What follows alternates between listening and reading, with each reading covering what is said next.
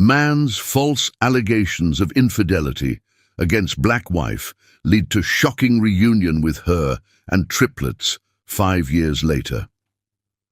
Welcome to Mr. Peter Stories.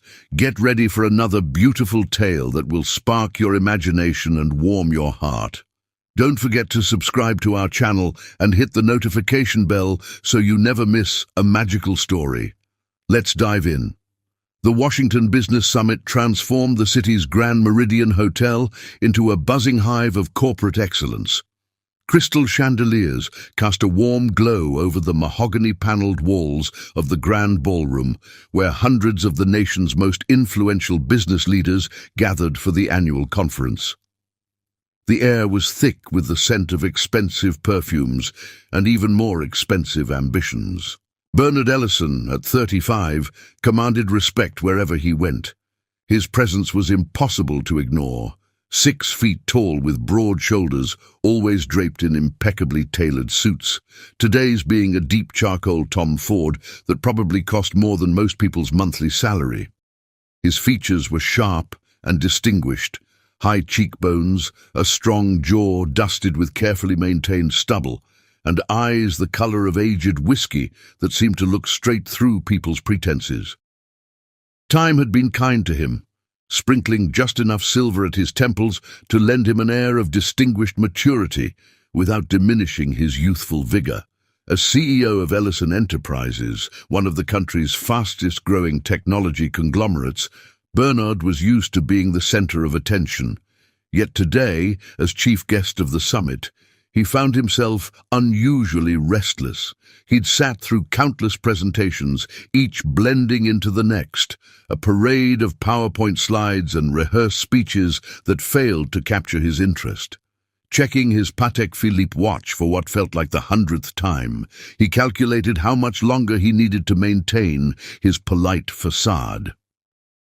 "Next up," announced the moderator, her voice carrying through the state-of-the-art sound system, "we have Kalantha Ione, marketing manager from Tech Vision Solutions, presenting their revolutionary approach to sustainable technology marketing." Bernard's attention drifted to his phone, expecting another forgettable presentation. But the voice that filled the room seconds later made him look up, and once he did, he couldn't look away. Kalantha Ione stood at the podium, and she was unlike anyone Bernard had ever seen in his years of corporate leadership.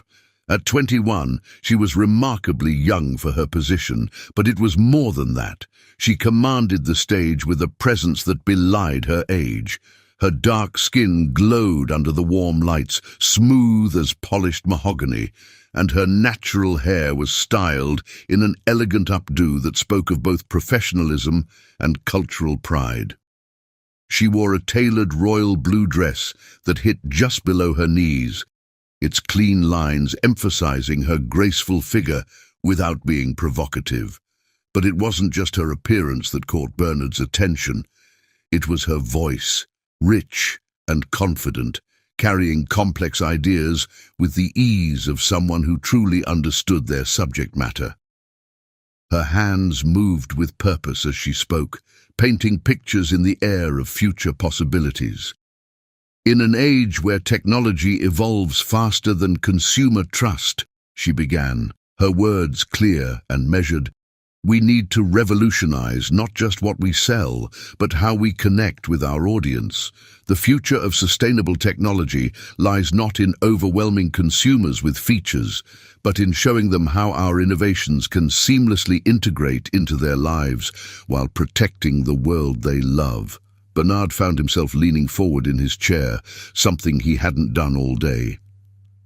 As Kalantha moved through her presentation, she didn't just share data, she told a story.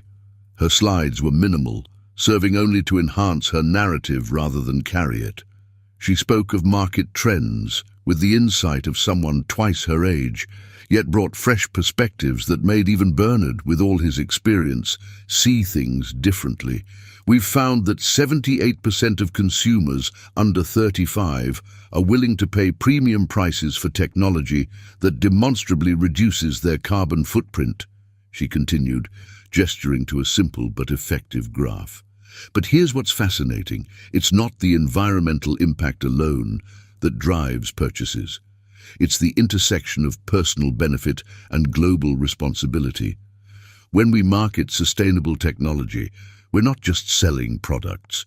We're offering people the chance to be part of something bigger than themselves.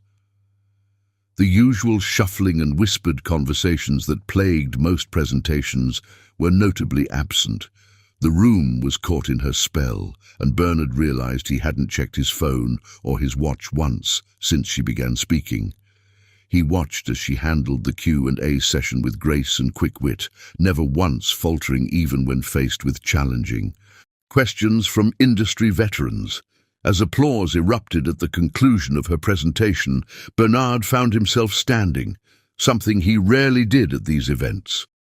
The movement caught the attention of several nearby attendees, their eyebrows raising at this unprecedented show of approval from the notoriously hard-to-impress CEO.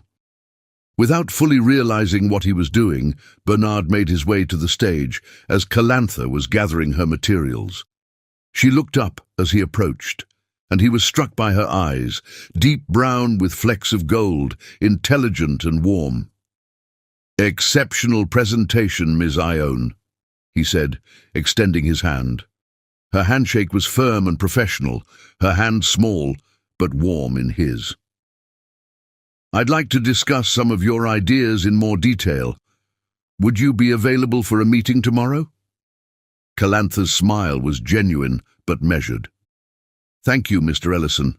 I'm honored by your interest." She paused, pulling out her phone to check her schedule.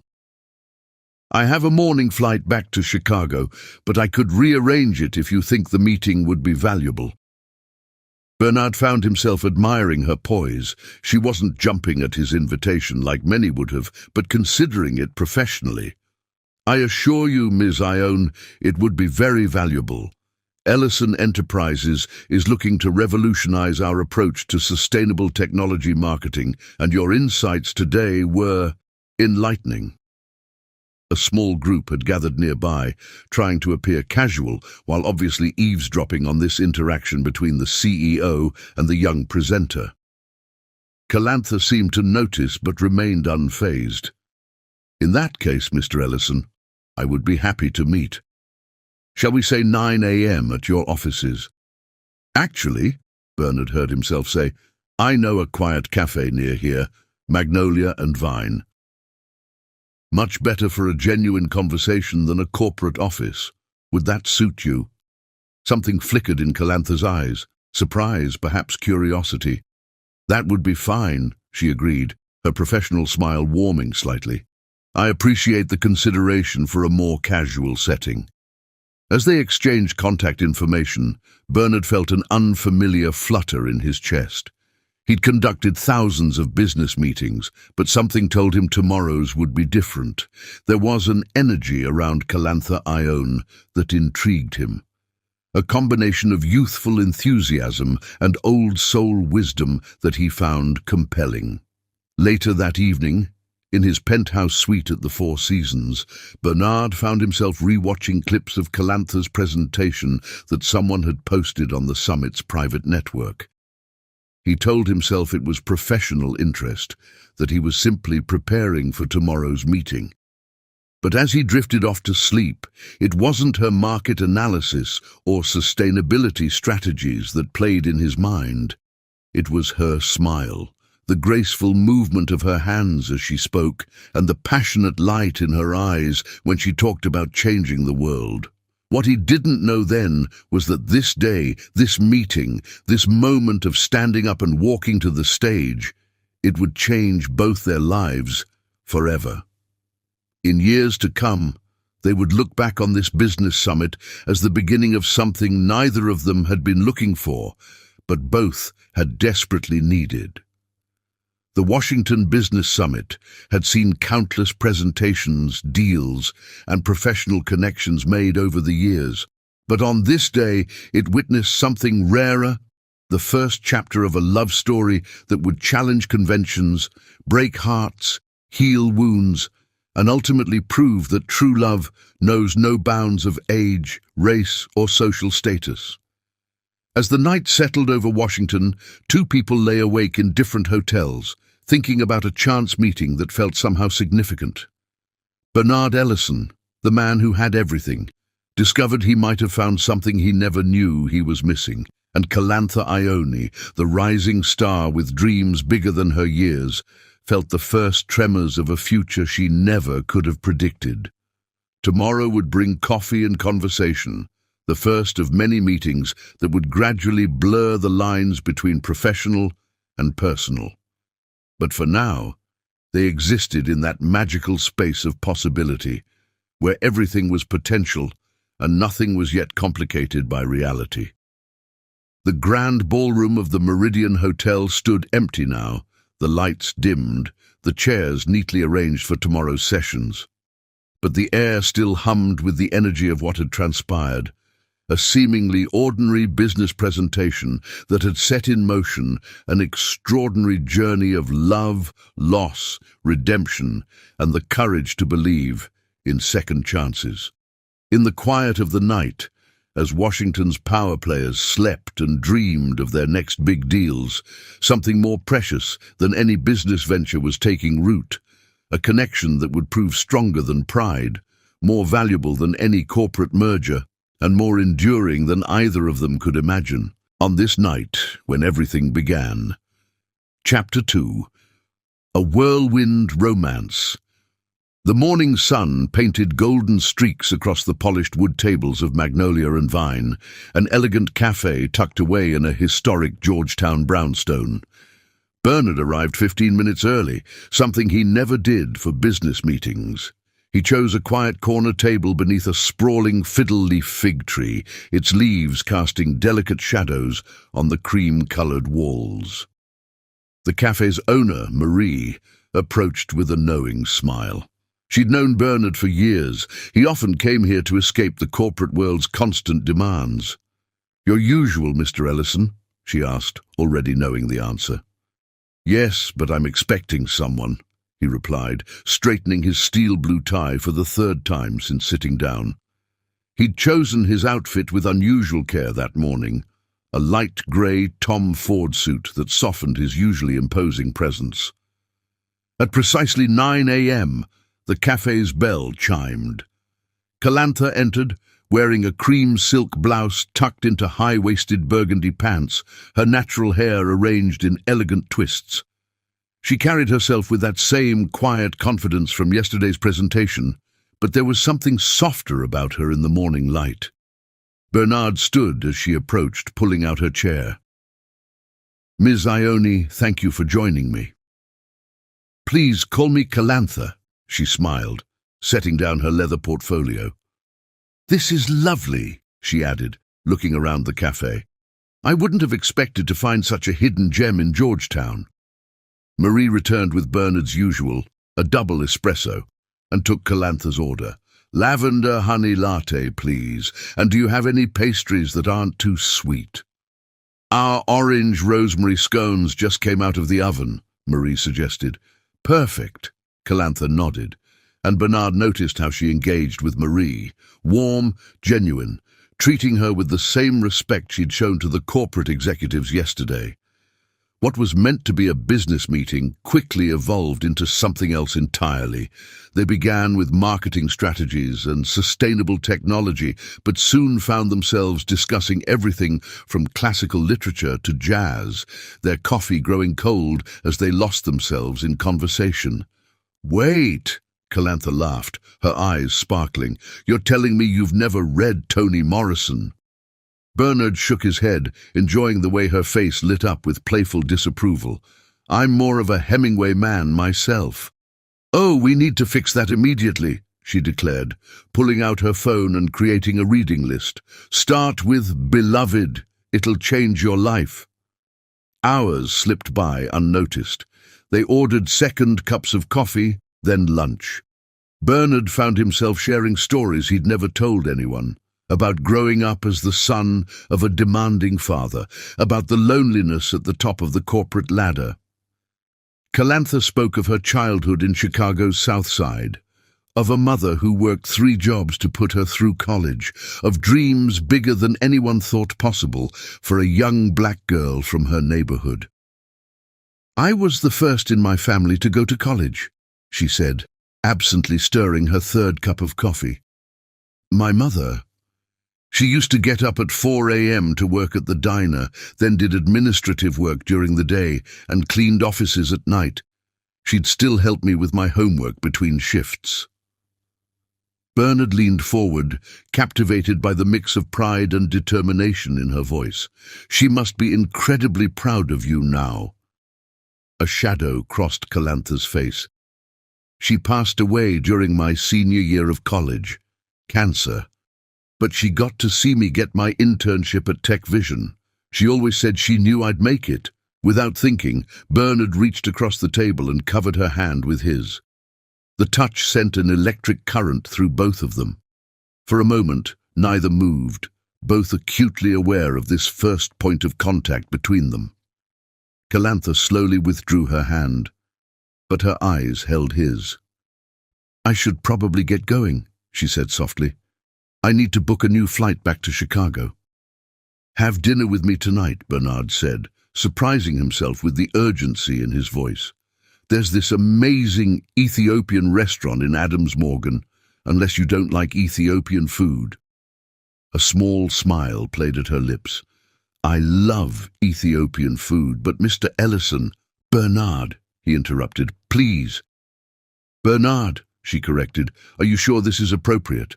I mean, you're one of the most powerful CEOs in the country, and I'm just starting my career."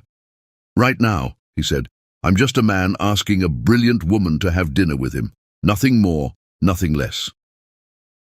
The evening found them at Churcha Ethiopian restaurant, sitting close on comfortable cushions, sharing dishes and stories. Bernard watched in admiration as Calantha expertly tore pieces of injera bread, explaining how her college roommate had been Ethiopian and had taught her the proper way to eat with her hands. "You're full of surprises," he said, watching her confidently navigate the dishes.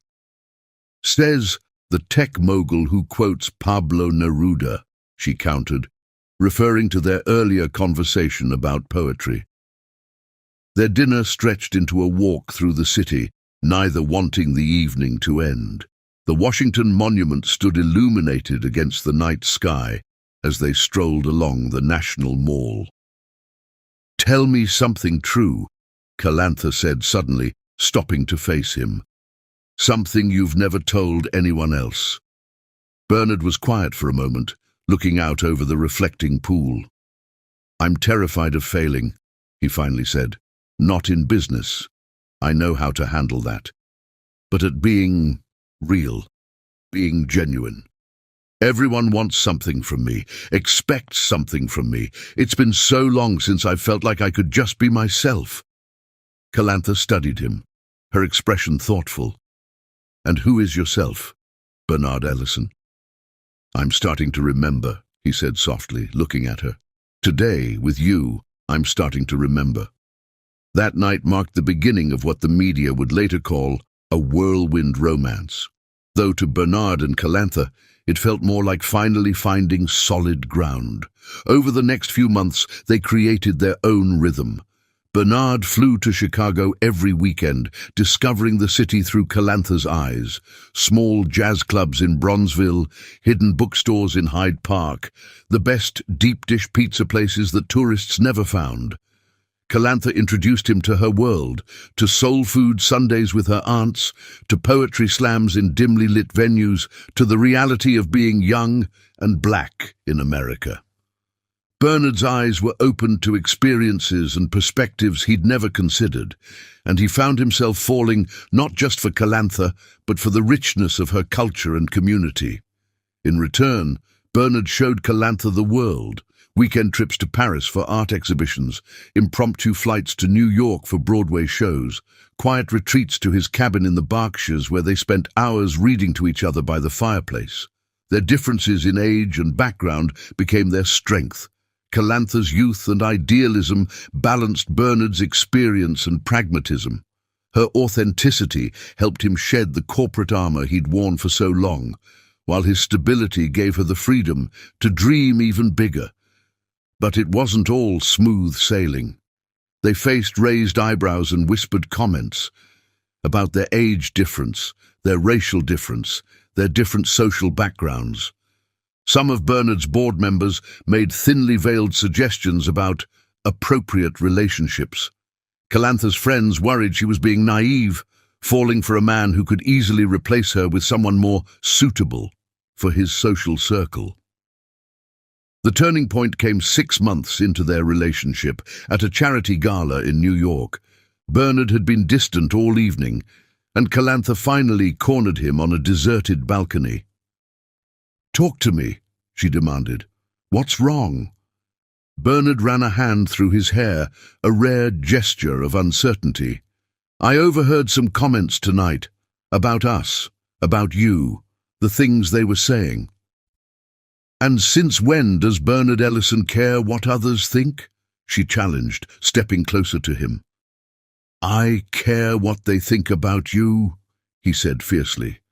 "I can handle anything they say about me, but you deserve better than their judgment and prejudice." Calantha took his face in her hands, forcing him to look at her.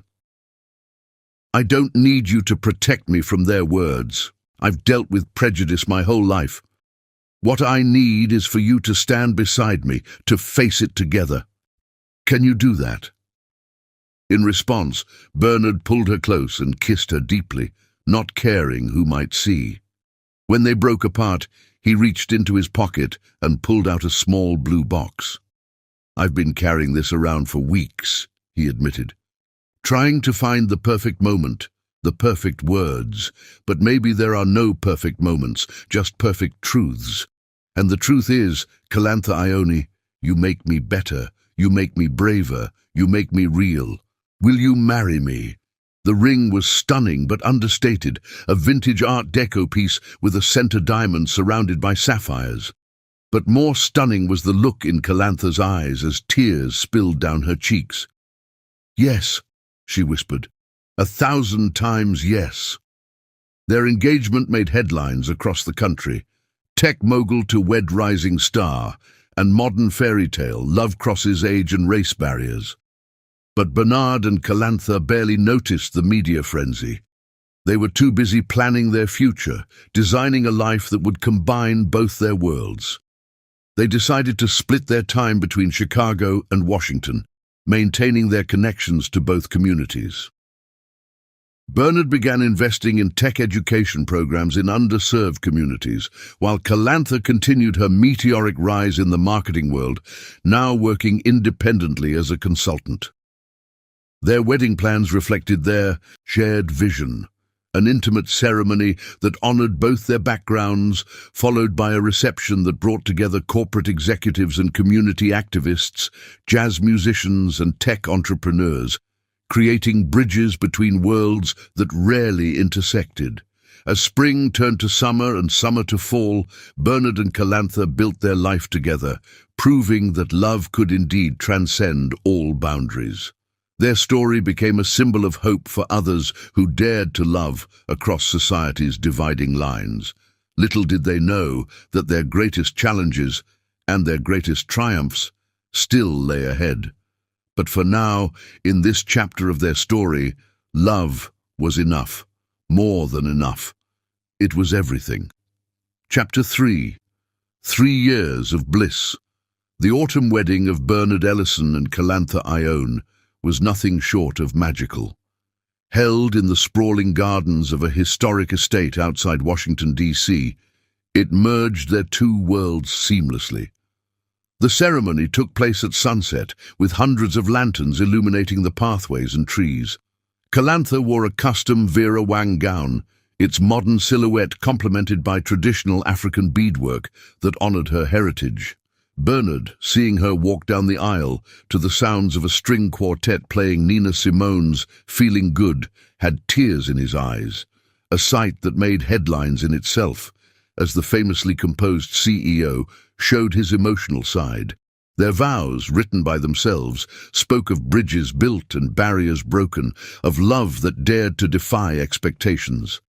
You didn't just enter my world, Bernard had said, his voice thick with emotion.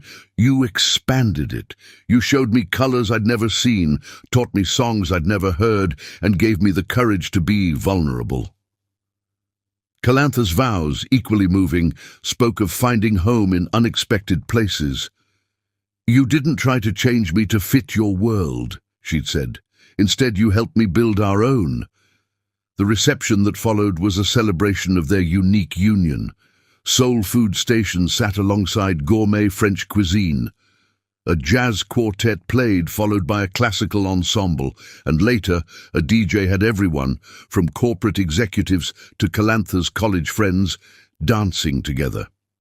It was exactly what they'd wanted, not just a wedding, but a testament to the power of love to unite different worlds. Their first year of marriage was a delicate dance of balancing their individual ambitions with their shared life. They settled into a stunning penthouse in Georgetown, which Calantha transformed from a stark, modern space into a warm home that reflected both their tastes. African art hung beside modern photographs, vintage jazz albums shared shelf space with classical records, and the kitchen became a laboratory for fusion cooking as they experimented with combining their favorite cuisines. Bernard watched in pride as Calantha's consulting firm grew rapidly. She had a gift for helping traditional companies connect with younger, more diverse audiences, and her client list soon included some of the biggest names in tech and retail. He loved coming home to find her surrounded by papers and presentation boards, her hair pulled up in a messy bun, completely absorbed in her work. "You're staring," she'd say without looking up, a smile playing at her lips. "Can't help it," he'd reply, loosening his tie and joining her on the floor among her papers. "You're beautiful when you're in your element." Their different approaches to work complemented each other perfectly. Bernard's methodical, strategic thinking balanced Calantha's creative, intuitive style. They often bounced ideas off each other over morning coffee or late-night wine, their conversations spanning business strategy to social justice, technology to art. Their second year brought new adventures and deeper connections. They started a tradition of culture swap weekends, where they would take turns introducing each other to experiences from their backgrounds. Bernard took Calantha to her first opera, explaining the nuances of La Bohème in whispered comments that made her giggle. In return, she took him to his first step show at Howard University, watching his face light up with amazement at the precision and energy of the performances. They traveled extensively, but not just to the usual luxury destinations. Yes, they had romantic getaways in Paris and relaxing weeks in the Maldives, but they also spent time in Ghana, where Calantha connected with her roots, and in working-class Chicago neighborhoods where she'd grown up. Bernard found himself changed by these experiences, seeing the world through new eyes. Their third year brought them closer than ever as they faced their first real challenges together. Bernard's father fell ill, and Calantha proved to be an unexpected source of strength for both Bernard and his family. Despite the elder Ellison's initial reservations about their marriage, Calantha's gentle patience and genuine care won him over. She spent hours by his hospital bed, reading him jazz biographies and discussing the evolution of blues music, a passion they discovered they shared. "You know," his father had said to Bernard during his recovery, "that young woman of yours has an old soul. You chose well, son." That same year, Calantha's consulting firm faced a crisis when a major client tried to back out of a contract, claiming her approach was too progressive. Bernard watched proudly as she stood her ground, professionally but firmly defending her vision. When her strategy proved successful, doubling the client's engagement with under 30 consumers, it became a case study in modern marketing. They developed little rituals that became the foundation of their marriage. Every Sunday morning was sacred. No phones, no work, just them making breakfast together in their pajamas, dancing to old records. Bernard learned to make the perfect chai tea the way Calantha's mother used to make it, and he mastered his favorite French press coffee ritual. Their home became a gathering place for both their circles. Monthly dinner parties brought together diverse groups of friends and colleagues, creating connections that would never have existed otherwise. They hosted discussions about technology's impact on underserved communities, art's role in social change, and the future of inclusive business practices. The physical aspect of their relationship remained as passionate as ever. Despite their age difference, they found themselves perfectly matched in energy and desire. Their intimate moments were a celebration of their connection, tender sometimes, playful others, but always deeply loving. Bernard loved the way Calantha would trace the growing silver in his hair, calling them his wisdom highlights. She loved how his touch could still make her feel like the most beautiful woman in the world. They supported each other's dreams fiercely. When Calantha decided to launch a mentorship program for young women of color in tech, Bernard not only provided initial funding, but actively participated, sharing his experiences and connections. When Bernard considered stepping back from day-to-day operations at Ellison Enterprises to focus on their philanthropic foundation, Calantha helped him see how he could do both, creating a better work-life balance. Their third anniversary was celebrated intimately, just the two of them at their cabin in the Berkshires. As they sat on the porch watching the sunset, Calantha in Bernard's arms, they reflected on their journey. "Did you ever imagine we'd be here?" she asked, playing with his wedding ring. "That day at the business summit, did you have any idea?" Bernard kissed her temple, inhaling the familiar scent of her coconut hair oil. "I knew you were special from the first moment, but this is better than anything I could have imagined." "Even with all the challenges?" she asked, thinking of the occasional negative press, the raised eyebrows, the assumptions they still sometimes faced. "Especially with the challenges," he replied. "They just prove how strong we are together." That evening they danced in their living room to John Coltrane's "In a Sentimental Mood," the same song they'd danced to at their wedding. Bernard held her close, marveling at how this talented, passionate young woman had changed his life so completely. Calantha rested her head on his chest, grateful for this man who had given her the space to grow while loving her unconditionally. Neither of them knew that their perfect world was about to face its greatest test, that the pressure of expectations, personal demons and unspoken fears would soon threaten everything they'd built. But in that moment, in their third year of marriage, they were simply and completely in love. Their union a testament to the power of looking beyond surfaces to see the truth in another's heart. Their story had become something of a modern fairy tale in Washington society, but those who knew them best saw something far more valuable. A genuine partnership built on respect, understanding, and the courage to love without boundaries. They had created their own definition of happiness, their own traditions, their own perfect blend of two different worlds. As they fell asleep that night, Bernard holding Calantha close, their breathing synchronized in the peaceful darkness, they were secure in their love, unaware that the greatest challenge to their happiness was looming on the horizon. But perhaps that's the nature of true love. It builds a foundation strong enough to weather any storm, even if we don't know the storm is coming. Chapter 4. The Fracture. The first signs of trouble appeared so subtly that Calantha almost missed them. It began with Bernard, lingering longer than usual when they visited their friends' children, with the way his eyes followed young families in the park, with small comments about their 5-bedroom penthouse feeling empty. As his 45th birthday approached, these hints grew more frequent, more pointed, until they could no longer be ignored. It was during a Sunday morning breakfast, their sacred time together, when the subject finally surfaced explicitly.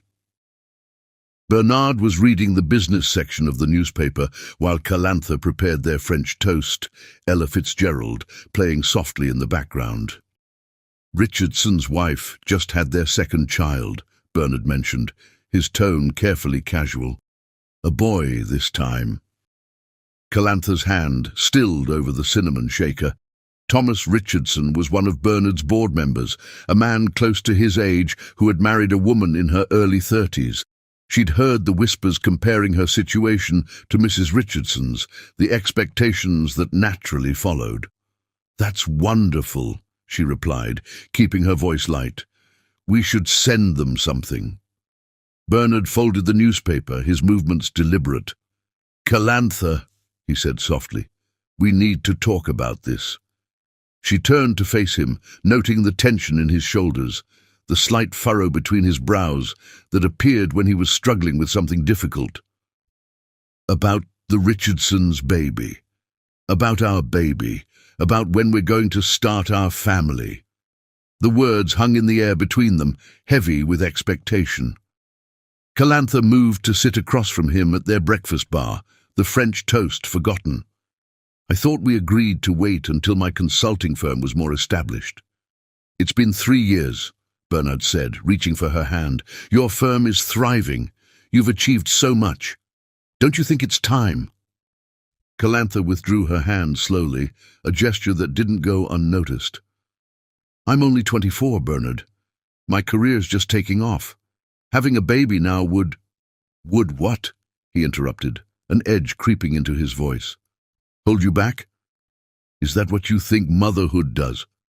"That's not what I meant," she said, feeling the conversation sliding sideways. "I just think we should wait a little longer, maybe in a year or two." "A year or two?" Bernard stood abruptly, pacing the kitchen.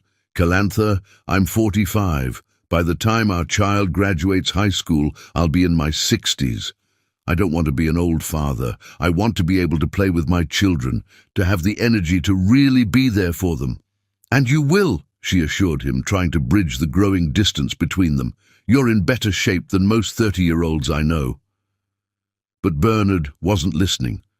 Something had broken open inside him, releasing fears and pressures he'd been holding back.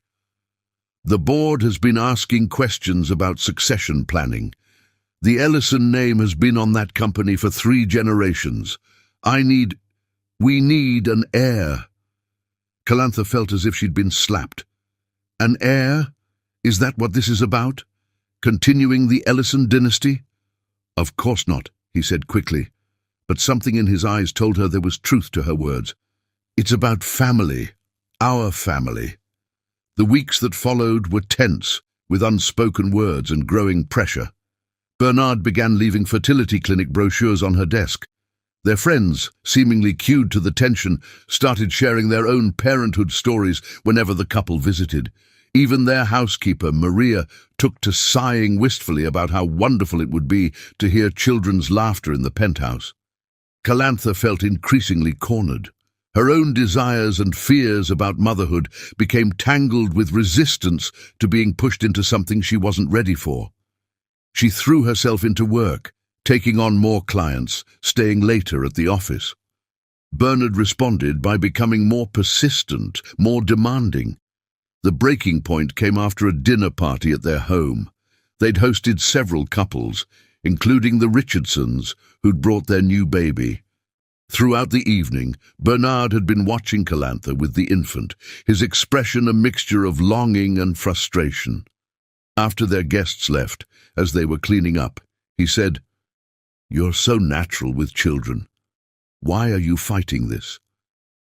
Calantha set down the wine glasses she was carrying with more force than necessary. "I'm not fighting anything. I'm just not ready." "Not ready?" Bernard's voice rose. "When will you be ready?" "When I'm 50, 60.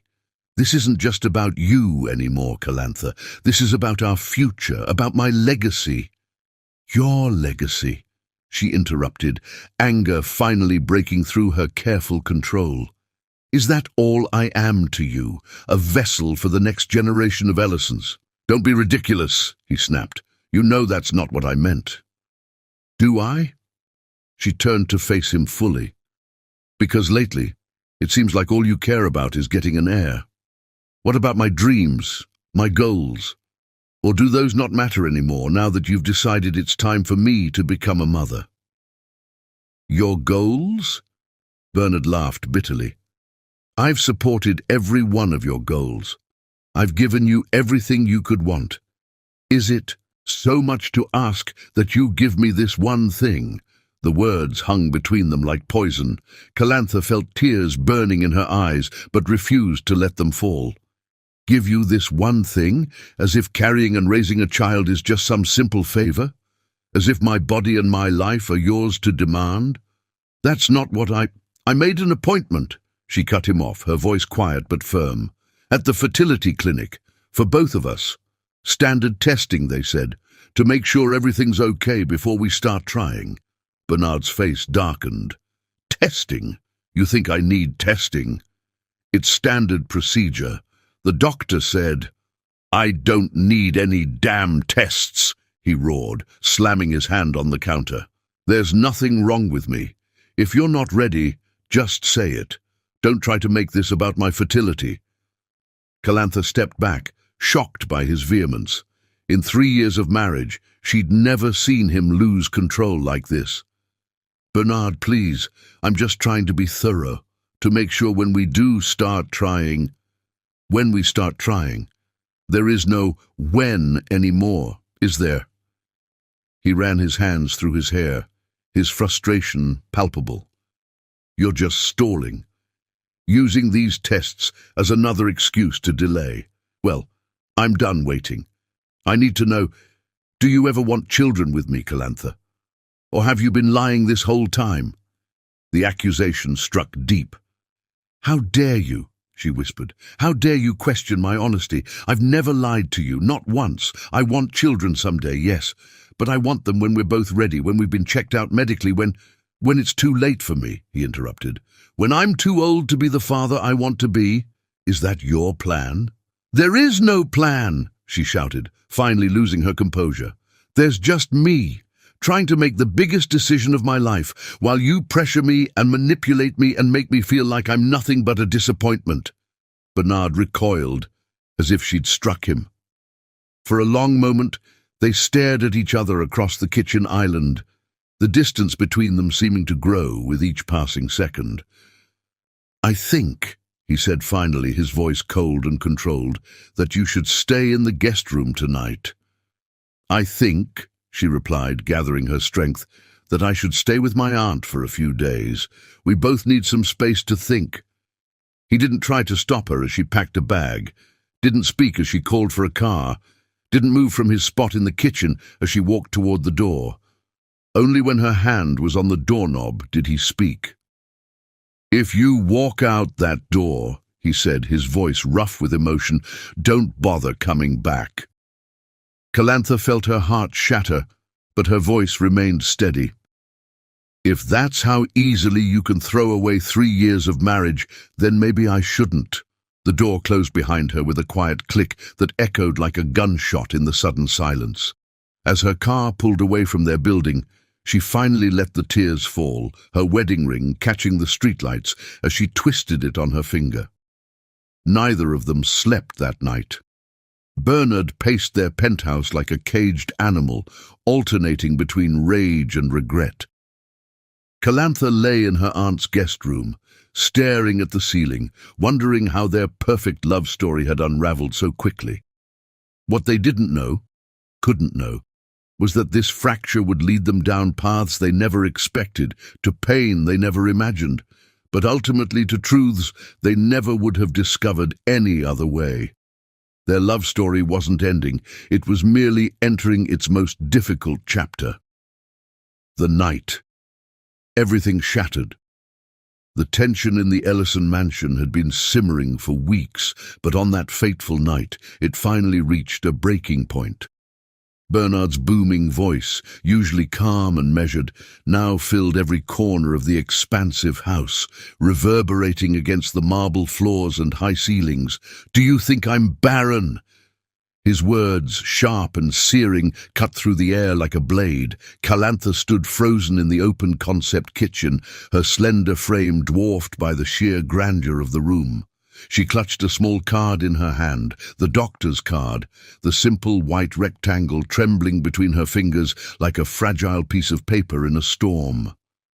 Her breath hitched, her throat constricting as she struggled to form a coherent response.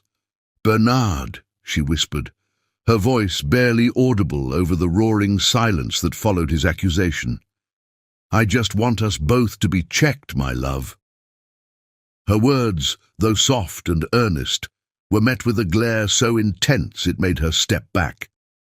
Bernard's whiskey-coloured eyes, which had once looked at her with warmth and admiration, now burned with a mix of anger, frustration, and something darker, wounded pride. "A man like me doesn't need to be checked," he thundered, slamming his hand on the pristine quartz countertop. The sound echoed, a violent punctuation to his statement. "How dare you even suggest that?" Calantha's heart ached at the sight of him. This wasn't the Bernard she knew, the man who had once held her hand through every challenge, who had whispered words of love and reassurance during their most difficult moments. This Bernard was a stranger, consumed by insecurities he refused to acknowledge, his ego and fear creating an impenetrable barrier between them. "I'm not suggesting anything," she tried again, her tone a careful blend of patience and desperation. "The doctor said it's standard. It's not about blame, Bernard. It's about understanding. Together." "Together?" He laughed bitterly, a hollow sound that sent a shiver down her spine. "You mean you want to drag me into your doubts and insecurities? That's what this is about, isn't it? You're the one who doesn't want children, and now you're trying to make this about me." "No!" she exclaimed, her voice breaking under the weight of her emotions. "That's not it at all. Enough!" Bernard's shout silenced her mid-sentence, his voice echoing through the cavernous space like a judge's gavel. "I don't need tests. I don't need doctors. What I need is a wife who doesn't question me at every turn."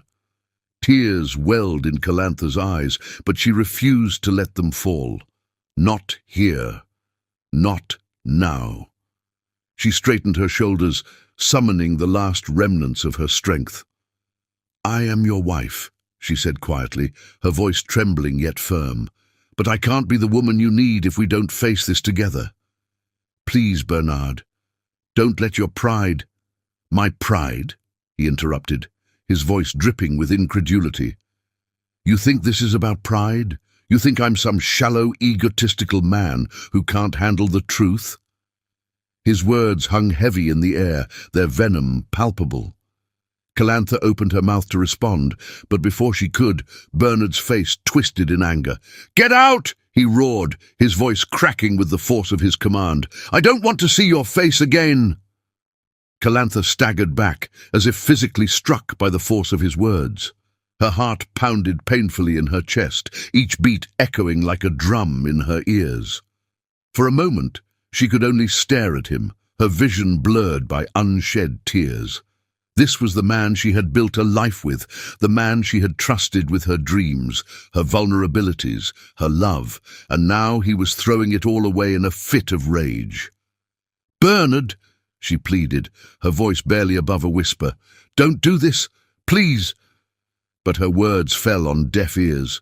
Bernard turned away from her, his broad shoulders hunched as he gripped the edge of the countertop, his knuckles white with tension. He didn't respond, didn't look at her, didn't move. Calantha felt a cold wave of despair wash over her. She knew then that there was nothing more she could say, no words that could reach him in this state. Her pleas echoed through the grand, empty halls of the mansion, but they were met with silence. Finally, with trembling hands, she placed the doctor's card on the counter. It felt like a small, futile gesture, but it was all she could do. Without another word, she turned and walked toward the foyer, her footsteps soft and hesitant against the polished floors. As she reached the massive double doors, she paused, her hand resting on the brass handle. Part of her wanted to turn back, to fight for him, for them. But another part, the part that had been bruised and battered by his words, knew she couldn't, not tonight. "If you walk out that door," Bernard's voice called out behind her, cold and unyielding, "don't bother coming back." The finality of his words hit her like a punch to the gut. She turned slightly, her gaze meeting his over the expanse of the room. His face was shadowed, his expression unreadable, but she could see the tightness in his jaw, the way his hands still gripped the counter, as if it were the only thing grounding him. "If that's how easily you can throw away 3 years of marriage," she said softly, her voice steady despite the tears streaming down her cheeks, "then maybe I shouldn't come back." With that, she opened the door and stepped into the cool night air. The weight of the moment settled heavily on her shoulders as she walked down the driveway, the Ellison mansion looming behind her like a dark, foreboding castle. As she climbed into the waiting car, the driver glanced at her in concern, but she waved him off, unable to speak. As the car pulled away, Calantha's mind replayed the night's events in a relentless loop. The sound of Bernard's voice, the look in his eyes, the venom in his words, they were etched into her memory, cutting deeper with each passing second. She clutched her wedding ring tightly, the cool metal biting into her palm, a painful reminder of what she was leaving behind. Back at the mansion, Bernard stood alone in the kitchen, the silence pressing down on him like a physical weight. He stared at the doctor's card on the counter, his vision blurring as anger gave way to something far more devastating, regret. But it was too late. The door had closed, the night had shattered, and nothing would ever be the same again. London's embrace, London, had always been a city of contrasts, its vibrant streets bursting with life even under perpetually grey skies. For Calantha, however, the city's dull, overcast canopy mirrored the haze that had settled over her heart. It had been months since she'd left Bernard, and each day felt like an uphill climb, a relentless struggle to rebuild her life from the shattered pieces of their once-perfect love story.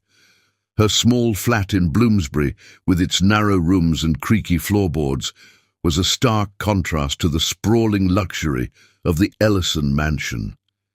Yet, it was hers.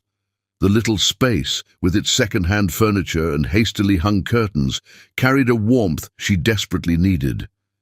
She spent her days consulting for local businesses, her natural marketing genius proving invaluable even in a foreign market. But her nights were lonelier than she cared to admit. No amount of work could fully fill the void left by Bernard's absence. She wandered the cobblestone streets of London in the evenings, her coat pulled tight against the chill. The city buzzed with life, couples strolling hand in hand, families laughing over dinners at street-side cafes, musicians playing soulful tunes at every corner.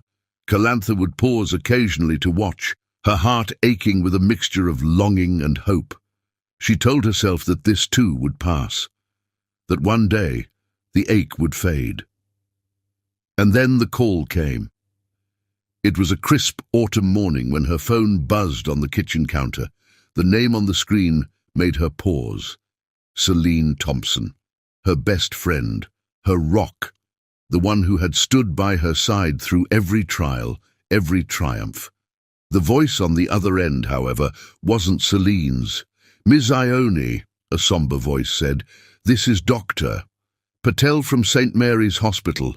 I'm afraid I have some difficult news." Calantha's breath caught in her throat as the doctor explained. Celine, her vibrant and fearless friend, had died during childbirth, a complication no one had foreseen, the doctor said. She left behind 3 premature but otherwise healthy babies, 2 girls and a boy. The words hit Calantha like a freight train. She gripped the counter for support, her knees threatening to buckle. Celine was gone. The woman who had been her lifeline during the darkest days of her marriage, the one who had celebrated her successes and mourned her failures, was gone. The loss was incomprehensible. Her family, Calantha's voice trembled as she spoke. Who's taking care of the babies? There was a pause on the other end. Celine listed you as their godmother and primary guardian in her will. The room spun. She sat down heavily, the weight of the revelation settling over her. Me? She always spoke so highly of you, the doctor continued gently. She trusted you more than anyone. That evening, Calantha sat in the hospital's neonatal unit, staring through the glass at the 3 tiny lives that had just entered the world. They were so small, swaddled in pastel blankets, their chests rising and falling with the fragile rhythm of new life. Tears streamed down her cheeks as she pressed her hand against the glass. Celine, she whispered, her voice breaking. How could you leave them? How could you leave me? The days that followed were a blur of paperwork, late-night feedings, and a crash course in motherhood. Calantha moved the babies into her tiny flat, transforming the living room into a makeshift nursery. She learned to navigate London's bustling streets with a double stroller and a sling, the triplets drawing curious smiles and whispers wherever she went. The nights were the hardest. The babies' cries echoed through the flat, piercing her exhausted mind. Yet, in the quiet moments, when she held one of them close, their tiny fingers wrapping around hers, she felt a peace she hadn't known in years. Slowly, her grief began to shift. The ache of losing Celine didn't lessen, but it found a companion in the overwhelming love she felt for these children. The triplets, Celine, Clara, and Caleb, named in honor of their mother, became the center of Calantha's world. Every giggle, every milestone, every first word filled the emptiness Bernard had left behind. She threw herself into motherhood with the same determination she had once reserved for her career, her days a blur of bottle sterilizers, diaper changes, and bedtime stories. The first time all 3 babies laughed simultaneously, Calantha found herself laughing with them, tears of joy streaming down her face. It was in these moments, surrounded by tiny giggles and soft coos, that she realized how much she had gained even amidst her losses. Her work, too, took on a new dimension. Inspired by her own experiences, Calantha began consulting for organizations focused on maternal health and childcare. She shared Celine's story, advocating for better healthcare policies and resources for mothers. Her passion and eloquence drew attention, and soon her name became synonymous with both innovation and compassion. London embraced her in ways she hadn't anticipated. The small community she built around her, other mothers at the park, colleagues who admired her tenacity, neighbors who offered to babysit, became her extended family. And though she missed Bernard in quiet, unguarded moments, she found herself looking forward instead of back. One evening, as she sat in the nursery rocking Caleb to sleep, she caught her reflection in the window. She looked tired, yes, but also content, fulfilled. She smiled softly, kissing Caleb's forehead before laying him in his crib. "Thank you, Celine," she whispered into the quiet room, "for trusting me, for giving me a purpose when I thought I'd lost everything." The triplets' laughter, their tiny hands reaching for her, their sleepy sighs as they nestled against her, these became her anchors. And as the seasons changed and the grey skies of London gave way to the occasional burst of sunshine, Calantha found herself smiling more often, her heart slowly healing. The void Bernard had left was still there, but it no longer consumed her. It had been filled with something greater, the love of 3 little lives that had become her everything. London, with its grey skies and bustling streets, had become her sanctuary. And for the first time in what felt like forever, Calantha believed she could build a future not defined by what she had lost, but by the love she had found. 5 years later, the autumn air was crisp, carrying with it the faint scent of fallen leaves and the distant hum of children's laughter. In Hyde Park, London's sprawling green heart. Families gathered under the warm embrace of late afternoon sunlight. Dogs bounded across the grass, their joyous barks blending with the rustle of leaves, while couples strolled hand in hand along the Serpentine. For Bernard Ellison, however, the world seemed muted, its vibrancy dulled by the weight of 5 long years. He had come to London on business, as he often did now. His visits to the city, once rare, had become a quiet pilgrimage of sorts, a way to feel closer to her, even if he didn't fully understand why. Today, he'd wandered into Hyde Park, seeking a reprieve from his thoughts. He'd been walking aimlessly, his mind adrift in memories of Calantha, her laughter, her touch, the fire in her eyes, when she was passionate about something, memories that had haunted him every day since she left. He was about to turn toward the exit when a sound froze him in place. Laughter, high, melodic, and unmistakably familiar. He turned slowly, his breath catching in his throat as his eyes found her. Calantha. She was sitting on a picnic blanket beneath a sprawling oak tree, her face illuminated by the golden light filtering through its branches. Time had only deepened her beauty. Her hair, now styled in soft curls, framed her face perfectly, and her skin glowed with a vitality he hadn't seen in years. She wore a simple yet elegant sweater and jeans, her outfit as unassuming as it was radiant. But what truly captured his attention was the scene around her. 3 children, 2 girls and a boy, danced in circles around her, their laughter ringing out like music. The boy, with a mop of curly hair and bright, mischievous eyes, clutched a kite string as it fluttered in the breeze. One of the girls was braiding daisies into the other's hair, her tiny hands moving with careful precision. Calantha's smile, warm and unguarded, was the kind he hadn't seen since before their marriage began to crack. She looked at the children with a love so profound it made Bernard's chest ache. He couldn't breathe, couldn't think. The sight of her, of them, hit him with the force of a freight train. He stepped forward instinctively, then stopped, unsure of what to do. 5 years. 5 years of regret, of searching, of crying himself to sleep in an empty penthouse that had once felt alive with her presence. 5 years of building a life that felt hollow without her. And now, here she was, as if plucked from his dreams. "Daddy, look!" The boy's voice jolted Bernard from his thoughts. For a heart-stopping moment, he thought the boy was speaking to him. But then another figure emerged from the trees, a man tall and broad-shouldered, carrying a basket of sandwiches and drinks.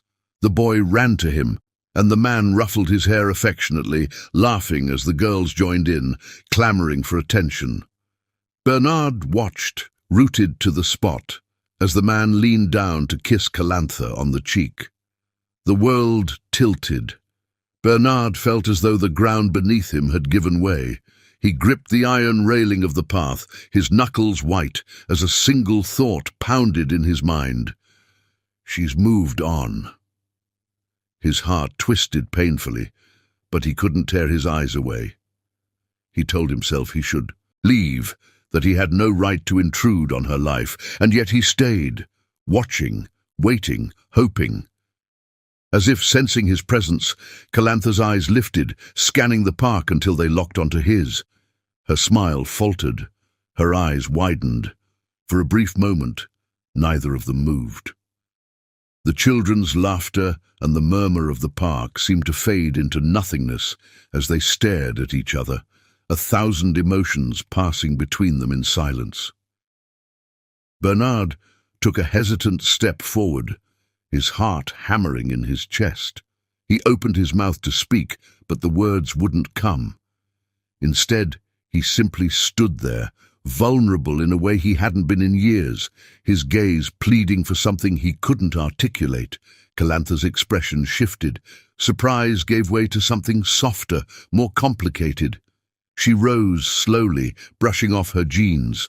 Her steps toward him were cautious, deliberate, as if crossing a fragile bridge that could collapse at any moment.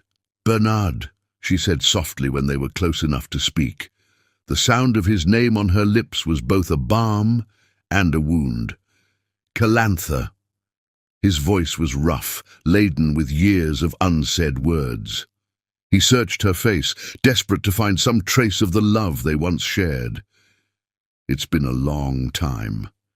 Yes, she replied, her tone guarded yet not unkind. It has.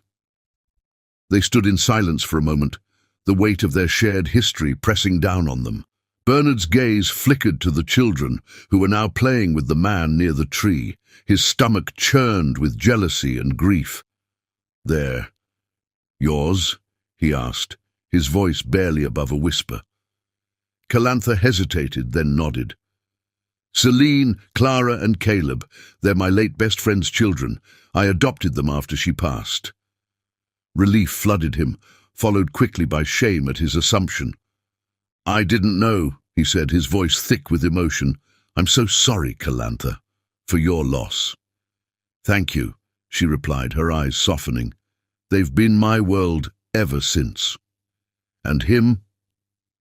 Bernard gestured toward the man, unable to keep the bitterness from his tone. That's Ian, Calantha said simply. He's a friend. He's been helping me with the children.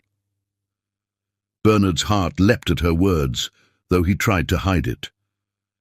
Calantha, he began, stepping closer. I've spent 5 years searching for you, regretting every mistake I made.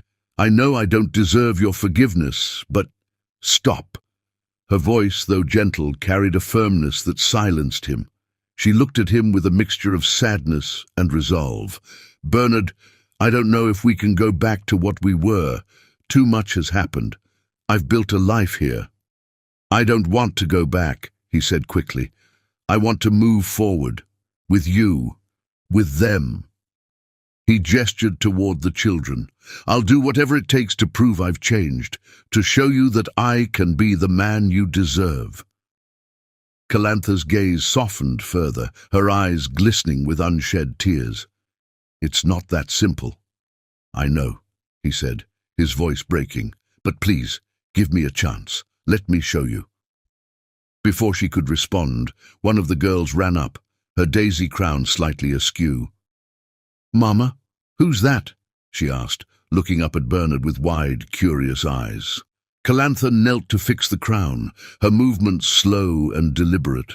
When she looked up at Bernard again, something in her expression had shifted. A small smile played at the corners of her lips. Someone from my past, she said softly, her eyes never leaving his. Bernard's heart swelled with hope. It wasn't a promise, but it wasn't a rejection either. It was a start. And for now, that was enough. 2 weeks of persistence. The first time he appeared, it was raining.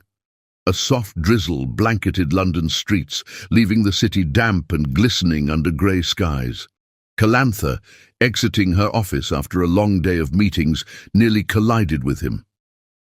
Bernard stood on the sidewalk, a sleek black umbrella in one hand and a paper coffee cup in the other.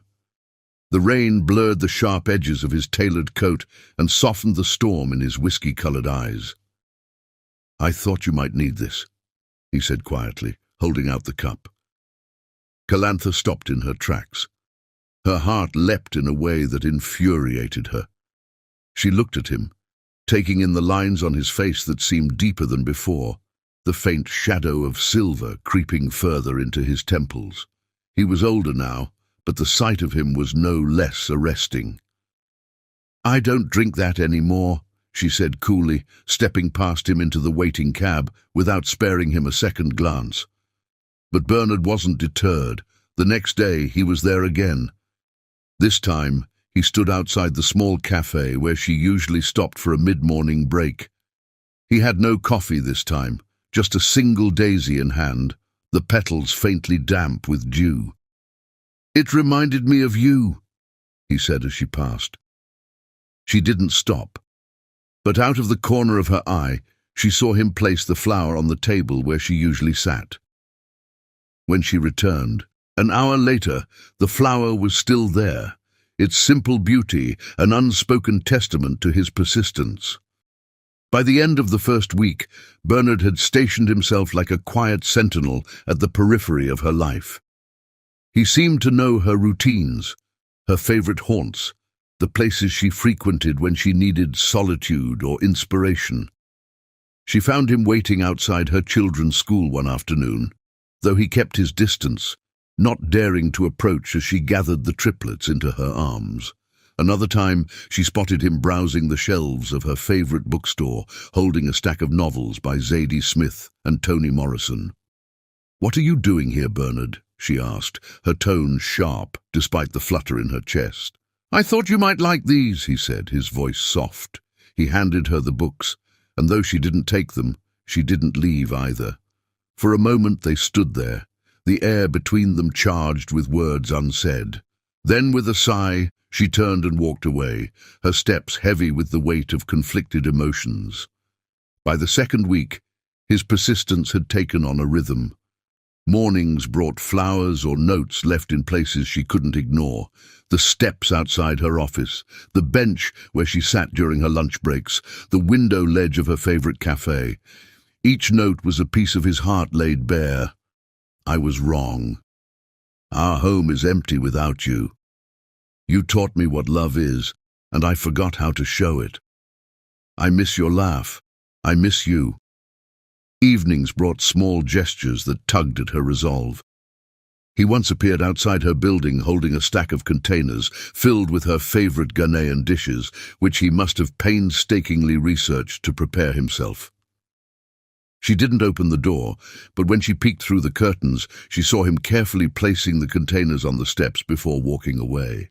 She spent that night eating his jollof rice and weeping silently, the flavors a bittersweet reminder of the man she had once loved. Her children, too, began to notice. One morning, Clara pointed out a small bouquet of daisies left on their doorstep. "Who's leaving us flowers, Mama?" she asked innocently, her eyes wide with curiosity. "No one important," Calantha replied quickly, though her voice wavered. But Bernard's persistence wasn't just in gifts or notes. He found ways to remind her of the man he had been, the man who had once listened to her dreams and held her when she cried. One evening, she attended a lecture at a local university, only to find him sitting quietly in the back row, his presence unobtrusive but impossible to ignore. When she confronted him afterward, her anger barely masked the tremor in her voice. "You can't keep showing up like this, Bernard," she said, her arms crossed defensively. "I'll stop," he replied earnestly, "if you can look me in the eye and tell me you feel nothing, that you don't miss me at all." Her silence spoke volumes, but she refused to give him the satisfaction of an answer. Turning on her heel, she left, her heart pounding furiously in her chest. The next day, he left a letter in her mailbox. Not just a note, but a heartfelt, handwritten letter that stretched across 3 pages. In it, he poured out everything he had been unable to say aloud, his regrets, his mistakes, his love for her that had never waned. "Calantha," he wrote, "I was a fool to let my pride destroy what we had. I didn't just lose a wife that night, I lost my best friend, my partner, my reason for believing in something greater than myself. I've spent 5 years learning what it means to truly love someone, and every lesson has led me back to you. I don't expect forgiveness. I only hope for a chance to show you that I've changed, that I'm the man you always deserved." She read the letter twice, then a third time, her tears smudging the ink. For the first time, she felt the walls she had so carefully built begin to crack. Bernard's persistence wasn't just about winning her back. It was about proving he had grown, that he understood the depth of the pain he had caused and was willing to do the work to heal it. On the final day of his 2-week campaign, Bernard took a different approach. Instead of waiting for her outside her office or leaving another note, he arranged for a private concert in the park near her home. A small jazz quartet played her favorite John Coltrane pieces beneath the evening sky, their soulful melodies drifting through the cool air. As she approached, drawn by the music, she found him standing at the edge of the crowd. He wasn't holding flowers or gifts this time. Instead, he stood there with his hands in his pockets, his expression open and vulnerable. "I don't deserve you," he said when she finally approached him, "but I'm going to spend the rest of my life proving that I've learned from my mistakes, whether you give me another chance or not." Calantha stared at him, her heart pounding. For weeks she had resisted him, turned her back on his gestures, ignored the pangs of longing he evoked. But now, standing here with the music swirling around them, she felt her resolve falter. "Bernard," she began, her voice soft yet firm, "this isn't about grand gestures or notes or flowers. It's about trust, and that takes more than 2 weeks to rebuild." "I know," he replied, his eyes never leaving hers, "but I'm willing to wait. For as long as it takes." In that moment, Calantha saw the man she had fallen in love with all those years ago. Not the prideful CEO or the man consumed by his own insecurities, but the Bernard who had once danced with her in their kitchen, who had read poetry to her by the fire, who had made her believe in love. She didn't give him an answer that night, but for the first time she allowed herself to hope. Perhaps, just perhaps, the bridge he was building could be strong enough to carry them both back to each other. The bridge of second chances. The air on Tower Bridge was crisp, carrying the mingled scents of the Thames below and the faint aroma of roasted chestnuts from a nearby street vendor. The city bustled as usual, red double-decker buses rumbling past and tourists snapping photos of the iconic skyline. But for Bernard Ellison, none of it registered. Standing at the center of the bridge, he clutched a letter in his trembling hands, his last desperate attempt to reach her. The pages of the letter had become worn, creased from the countless times he had folded and unfolded them. Each word he had written felt like a piece of his soul laid bare, stripped of pride, stripped of pretense. It was a confession years in the making, born of regret, shame, and an unyielding love that refused to fade. His neatly inked script bled onto the page in places where his tears had fallen during the late-night hours spent drafting it. For years, he had carried the burden of his discovery, a revelation that had both crushed him and brought clarity to his past mistakes. The visit to the doctor, his own private attempt to uncover the truth he had been too proud to face years ago, had revealed what he had feared most: infertility. He had spent nights agonizing over the irony of his accusations toward Calantha, the anger he had unjustly hurled at her, the relationship he had let crumble under the weight of his own ego. His words in that final argument, spoken in anger and fear, haunted him. "Do you think I'm barren?" The question had been a cruel projection, an unacknowledged fear of his own inadequacies. And so, this letter had become his confession.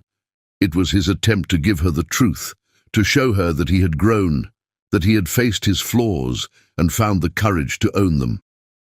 "Calantha," it began, "I need you to know what I could never admit before. The fault was mine, not yours. My fear, my pride, my refusal to see what truly mattered, it cost us everything. The truth is I was afraid of losing you, afraid of being less than the man I thought I should be. I visited the doctor after you left, and they confirmed what I had refused to consider. I cannot have children. The irony of my accusations cuts deeper than I can express. You deserved honesty, and instead I gave you pain." As the wind tugged at the edges of the pages, Bernard tightened his grip. The words continued. "These 5 years have been an endless search.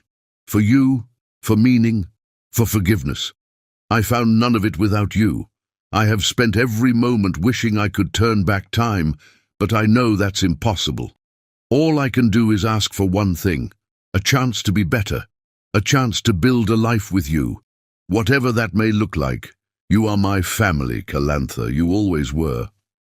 He had debated delivering the letter in person or leaving it at her doorstep, but something about this bridge, this iconic meeting point of past and present, this symbol of connection and strength, had drawn him here. Now, with the sun beginning to set, its golden rays painting the river in hues of amber and crimson, Bernard stood alone, waiting. His fingers tightened around the letter, his nerves fraying with each passing moment. What if she didn't come? He had asked her to meet him here in a final note left on her doorstep the previous evening. No grand gestures, no flowers, just a simple invitation. Tower Bridge at sunset. Please. Time seemed to stretch endlessly as he scanned the horizon, his heart sinking with every passing minute. The rhythmic pulse of footsteps on the bridge blurred into a cacophony of sound, none of them hers, and then, like a whispered prayer answered, he heard it. Bernard. One word. One single word that froze him in place, that shattered his despair and rebuilt it as hope. He turned slowly, almost afraid to believe it was real. There she was. Calantha stood a few paces away, her silhouette framed by the fiery hues of the setting sun.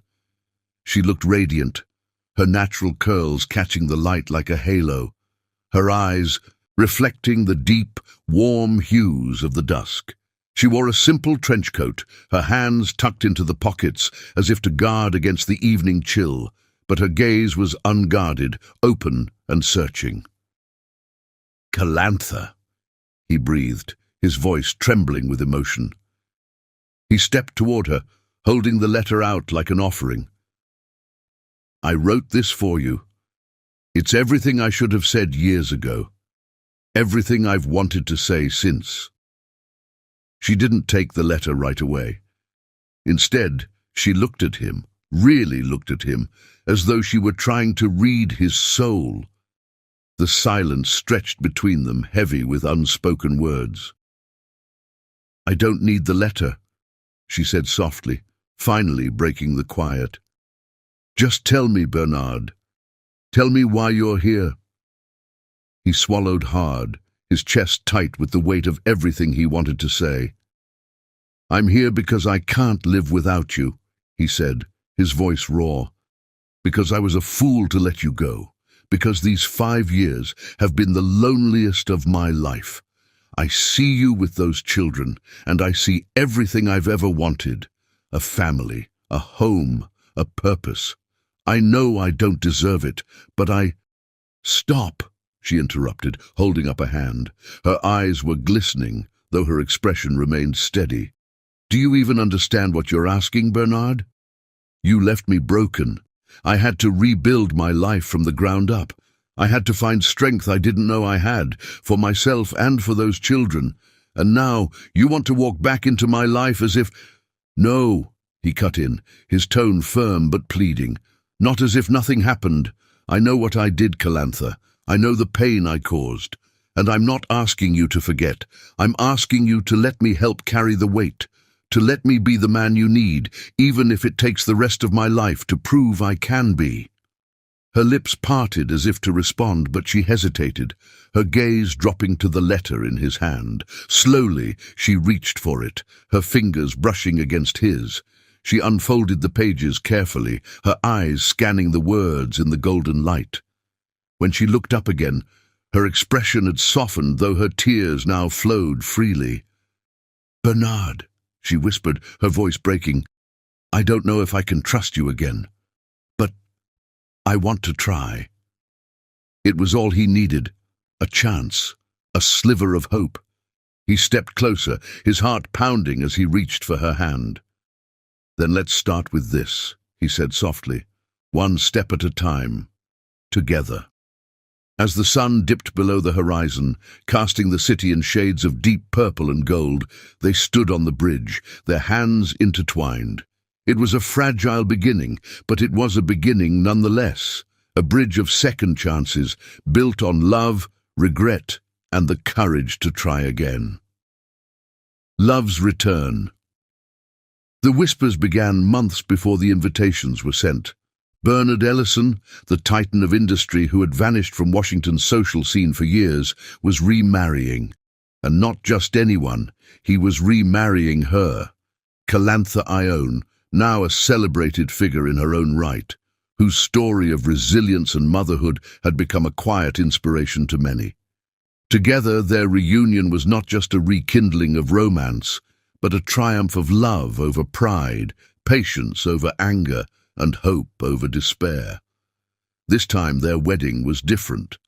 Gone were the towering flower arrangements and the gilded grandeur of their first ceremony. In its place was something simple yet profound, a celebration of truth, forgiveness, and the kind of love that only deepens with scars. The ceremony took place on a cool autumn afternoon in the garden of their family home in the Berkshires. The trees, dressed in shades of amber and crimson, formed a natural cathedral overhead. Rows of simple wooden chairs lined the aisle, where Calantha walked, barefoot this time, her flowing ivory dress trailing softly behind her. In her hands, she carried a bouquet of wildflowers picked by the children that very morning. As she approached, Bernard stood waiting beneath an arch entwined with ivy and daisies, a nod to the flowers that had symbolized his persistence. His face, lined with age and wisdom, glowed with a quiet joy that couldn't be contained. Calantha's smile was radiant, her tears already falling as she reached him. Around them, the laughter and whispers of their 5 children filled the air.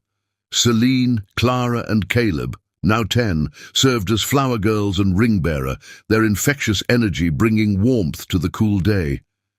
Their 2 youngest children, Benjamin, 4, and Rose, 3, clung to their older siblings, their bright eyes reflecting the joy of the moment. As the officiant spoke, there was no need for elaborate vows.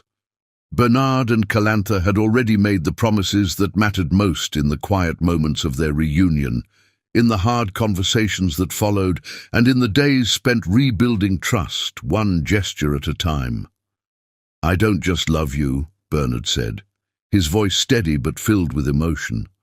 "I admire you. I respect you. And every day, I am grateful that you gave me the chance to earn your forgiveness. Today isn't the start of our story. It's the celebration of everything we've overcome to get here." Calantha's voice was soft but unwavering. "I once thought love was about perfection," she said, her gaze locked on his, "but I've learned it's about persistence, about showing up even when it's hard, especially when it's hard. You've taught me that, Bernard, and together we've built something stronger than I ever dreamed possible." The kiss that followed was met with cheers, applause, and a few tears from those gathered. But the real celebration began after the ceremony. Tables were arranged under twinkling string lights, and instead of a formal dinner, guests were treated to a feast that blended their worlds. Soul food from Calantha's childhood, classic French dishes Bernard had always loved, and an array of desserts made with the help of their children. Music filled the air, a mix of jazz, R&B, and the occasional upbeat pop song requested by the triplets. Bernard danced with each of his daughters, twirling them under the lights until they dissolved into giggles. Calantha found herself swept into a dance with Caleb, who declared with the utmost seriousness that he was the man of the house, whenever Bernard wasn't around. As the evening deepened, friends and family took turns sharing stories. Ian, who had become a steadfast friend to both Bernard and Calantha, spoke of watching their journey from the sidelines. "This isn't just a love story," he said, raising his glass. "It's a lesson in resilience, in humility, and in the belief that love, when true, always finds its way home." The years that followed proved him right. Bernard and Calantha's life together was far from perfect, but it was deeply fulfilling. They continued to split their time between Washington and London, their careers evolving alongside their family. Calantha's consulting firm grew into a global powerhouse, while Bernard transitioned into philanthropy, focusing on causes close to their hearts: maternal health, education, and environmental sustainability. Their children thrived. The triplets, inseparable even as they grew older, carried with them the adventurous spirit of their mother and the quiet determination of their father. Benjamin, with his sharp mind and love of books, became a constant source of joy, while Rose, a whirlwind of energy and creativity, kept the entire family on their toes. 20 years after their second wedding, the Ellison family gathered once again, this time to celebrate Bernard and Calantha's anniversary. The triplets, now adults with lives of their own, returned with their partners and stories of their adventures. Benjamin and Rose, teenagers bursting with potential, planned a surprise for their parents, an album filled with photos, letters, and memories spanning the decades. That evening, as the sun set over the same Berkshire's garden where they had said their vows, Bernard and Calantha sat surrounded by their family. The lines on their faces told a story of love that had endured, through heartbreak, through growth, through every joy and challenge life had thrown their way. "Do you ever think about how it all started?" Bernard asked, his arm draped around Calantha as they watched their children laughing together. "All the time," she replied, leaning into him. "And I wouldn't change a thing. Every mistake, every tear, every hard moment, it brought us here." Their hands, intertwined, still fit together perfectly after all these years. And as the first stars appeared in the sky, Bernard kissed her forehead, his heart full in a way he hadn't known was possible before her. Their love story, once broken, had been rewritten. It wasn't perfect, but it was real, and that they both knew was far better. For in the end, their family of 7, bound not by blood alone but by choice, forgiveness, and unyielding love, stood as a testament to the idea that true love, when nurtured, could withstand anything. It could falter but never fail, and it could always, always find its way home. Message for women, inspired by this story. To every woman who has faced betrayal, stood alone in the shadows of heartbreak, or is searching for a love that feels true, know this: your worth is not defined by someone else's actions, and your strength is immeasurable. Like Calantha, you are capable of rebuilding, of finding purpose in yourself, and of creating a life filled with love, even if it doesn't come in the form you initially envisioned. When someone walks away or fails to see your value, it's not a reflection of your worth, but of their inability to recognize it. In those moments, remember that being alone does not mean being unworthy. It means you have the opportunity to rediscover yourself, to pour your energy into your passions, your dreams, and the people who truly cherish you. True love, whether romantic, familial, or found within your own heart, doesn't diminish you. It lifts you, supports you, and grows with you. And when it arrives, it comes with patience, respect, and an unwavering commitment to your happiness. Motivation. If you've been betrayed, let the pain be your fuel, not your anchor. Rise stronger, not for someone else, but for yourself. If you're alone, remember, solitude is not emptiness. It's a fertile ground for growth, self-discovery, and the planting of dreams. And if you're searching for true love, don't settle for anything less than a love that honors your strength, nurtures your soul, and walks beside you through every storm. Calantha's journey reminds us that life's setbacks, no matter how devastating, are not endings. They are opportunities for reinvention. It is in the moments when you feel most broken that you have the chance to rebuild yourself into someone even more extraordinary. You are not defined by the love you've lost, but by the love you find within yourself, in the laughter of children, in the pursuit of your dreams, and, when the time is right, in the arms of someone who truly deserves you. Enjoyed this story? Subscribe now for more inspiring tales and heartfelt journeys.